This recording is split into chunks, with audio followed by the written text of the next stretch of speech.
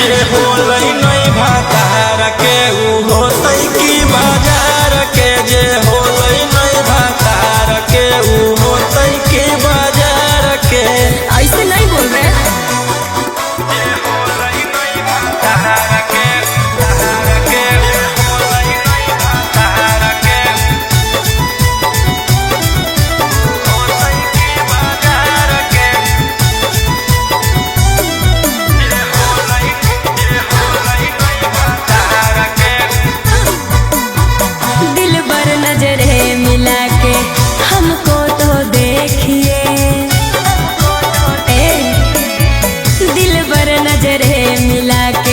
हमको तो देखिए मैं फूल की कली हूँ जी, मेरे हुस्न पे पैसा फेंकिए।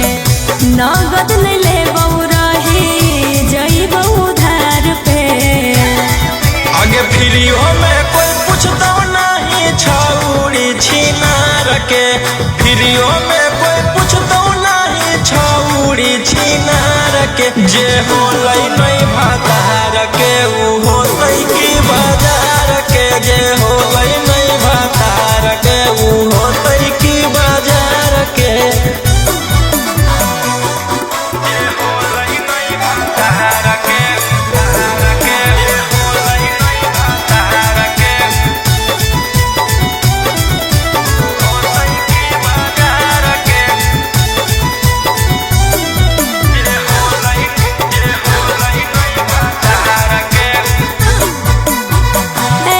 ठुकराओगे तो कहाँ मैं जाऊंगी,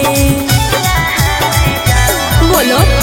ऐसे ठुकराओगे तो कहाँ मैं जाऊंगी। सुनो राजा रोशन रोही मैं भूखे मर जाऊंगी। समझे न पलिए हमारो ही जैसन यार के। आगे फ्रीओ में कोई पूछता नहीं छौड़ी छिनार के। फ्रीओ में कोई पूछता नहीं छौड़ी छिनार के। जे होलै